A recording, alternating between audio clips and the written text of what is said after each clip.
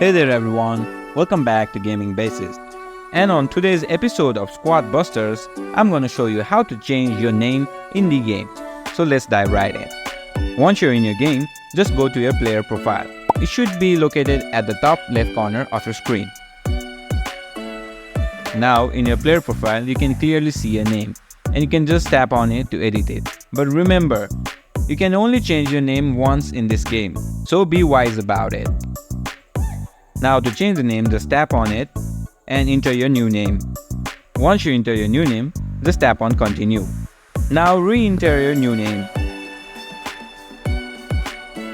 and just tap on continue.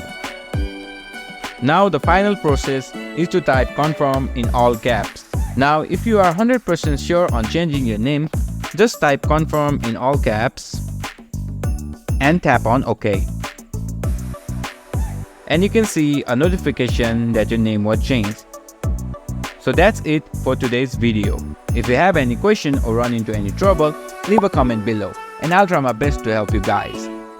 And if you found this video helpful, be sure to like this video and subscribe to my channel for more gaming tips. And don't forget to hit that notification bell so you never miss a future video. Thanks for watching.